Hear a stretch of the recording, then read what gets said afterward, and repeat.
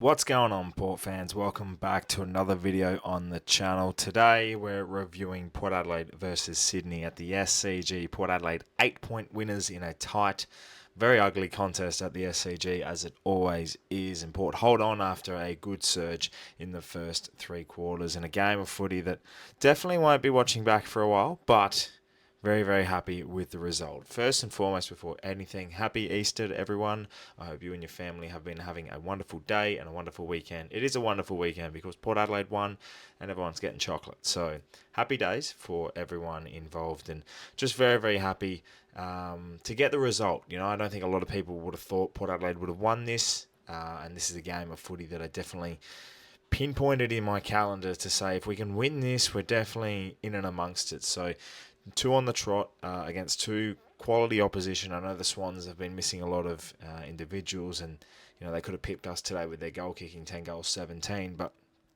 for our sake, I'm very, very pleased for the result and happy to be reviewing this one in particular after that performance. So very glad to tick a few boxes and yeah, I'm just very, very pleased and would love to know your thoughts. So make sure you comment below what you thought about the game and who was your standout performer. We had a lot of standouts.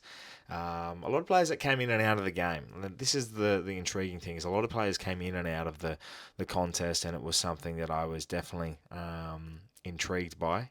It was something that I definitely thought that maybe, especially in the last quarter, I thought, all right, if we can kick a couple, I think that should be enough. And we did. We kicked a couple of goals that we sort of needed, and Swans just kept peppering. 5 goals, 8 in the last quarter, 13 scoring shots, and they just kept hammering the goal face. And I think the beauty about the way we defended, even though it was bang average, I'm not going to give kudos to anyone in that last quarter because I thought it was very, very disgusting the way some of our performers were. Yeah, I think the way we pressured them into having scoring shots outside of the corridor, there was a lot of shots peppered from outside 50 or just inside 50, but on an angle and a tough angle. So I think that is very important. I liked the ball movement factor of Port Adelaide today. The first three quarters was very direct. We were very open.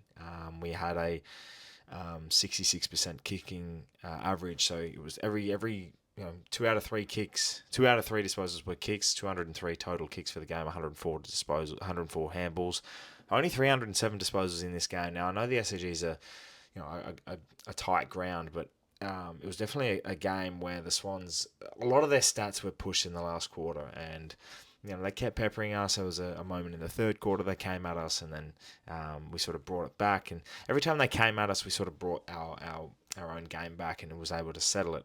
It was only for the last sort of 6 minutes of the game where they really came at us. And when you're 28 points up in that sort of contest, I think with us, you always get nervous. I think there's a stat going around that under Ken Hinkley or in the last 5 years at least, I think there's a stat where Port Adelaide, when they are 24 points up or more, we haven't lost. I think we've lost 3 times.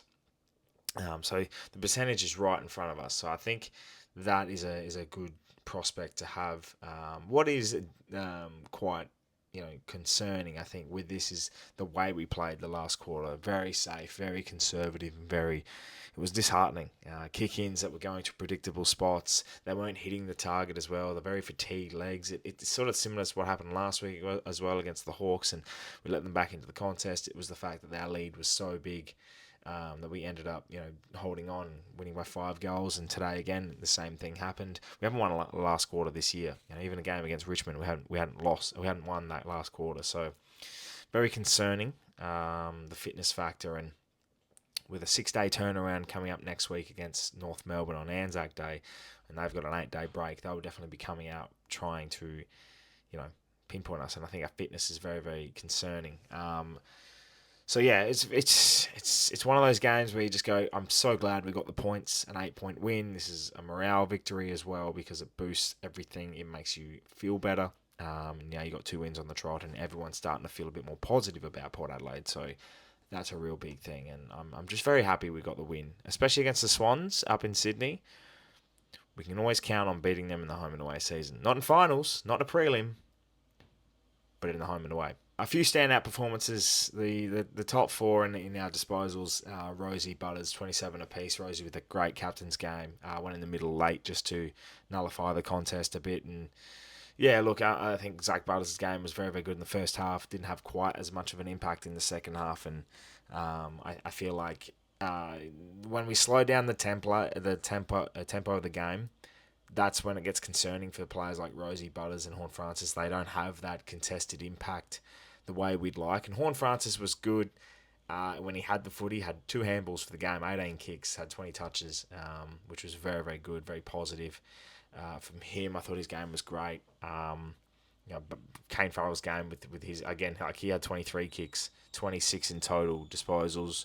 He was very, very good. 11 marks for the game. Thought Alir was okay as well. With him, it's an interesting thing because for the love of God, take a mark. I think he dropped 3 marks inside 50, inside defensive 50 that led to goals, and you just can't be doing that. And defensive errors, were very, very concerning. I thought Radagalia's first half was very, very good. Didn't have as much of an impact in the second half, but our structure in the first half was the blueprint of exactly what we wanted.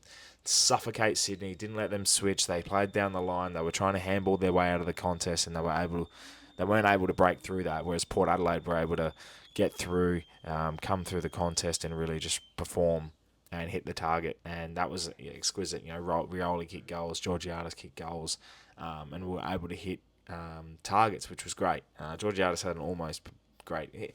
Georgiades is having a year where he's almost just hitting everything. And if he has a year where he hits everything, he's kicking 6 last week. He's kicking 6 today, 7 today. He's kicking 3 or 4 against the Tigers. He's kicking the bag against the Saints. Like he's generally right there, right on target, but he just can't. He's either dropping a chest mark or he's just hitting the ground, it's bouncing out. It's an almost year for him, which, yeah, it's not great. There was a couple of injury concerns as well today.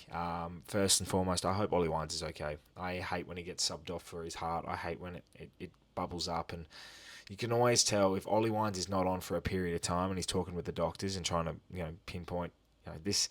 He had a procedure in pre-season to sort of hopefully was to fix this, and word on the street is multiple times you need to have this procedure to.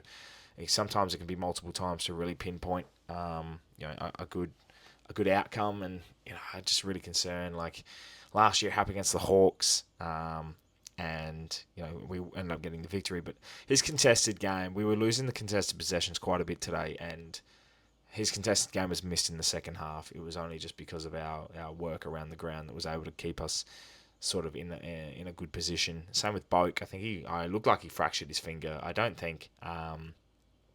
Boakey ended up playing. Game 376. He's now 10th all time games, and he was. I thought he was okay, but yeah, obviously concerned with his finger. Rory Atkins came on in late in the game, and I. Yeah, look, don't like the fact that when you got Kane Farrell, Miles Bergman, even a Jace Burgoyne, Connor Rosie, all having the ability to do a kick in, you give it to Rory Atkins. He's not a good kick.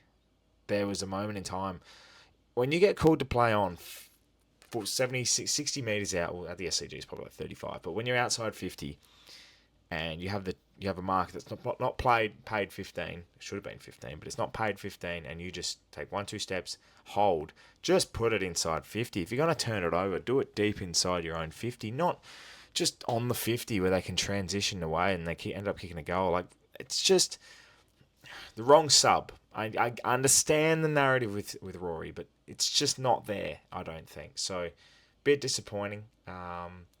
Sours the victory a little bit. The outcome, I think the result more than anything is a great outcome, great positive feeling for a win. But that last quarter was edgy. It's hard to sort of take away anything really big from this game, other than the fact that we got the chocolates, looked really good for 3 quarters, and I'm going to be sleeping soundly tonight. Congratulations to Jackson Mead, 50 games. I thought he was really serviceable today. Same with Tommy Cochran. Thought he looked really good. His pressure was amazing. I thought around the ground. Same with Darcy Ben Jones. I thought Ollie Lord was impactful in the air. Just didn't really do too much. Gave a few free kicks away, which he's got to take out of his game. Power Pepper the same. Blakey dominated around the ground, but Power Pepper sort of nullified that, not by taking him out of the game, but sort of impacting with the footy himself. So it was a great head-to-head, that, and I really enjoyed that.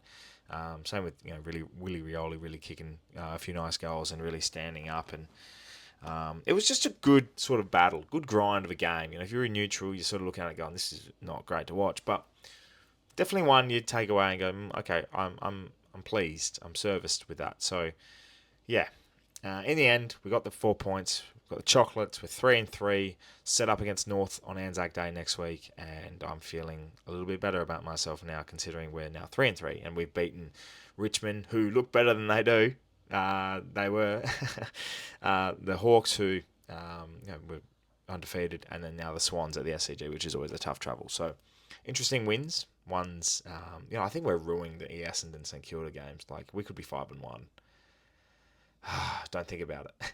Well, Port fans, thank you so much for watching this review. Let me know in the comments below about your thoughts about the game and what you thought about it. I thought it was a good, classy performance in the first 3 quarters, and overall, the summary of it is we got the 4 points and happy days. So let me know in the comments below your thoughts. Thank you so much for watching. Subscribe to the channel if you're new for plenty more Port Adelaide and AFL content to come your way. My name's Anthony, and as always, calm the pair and happy Easter.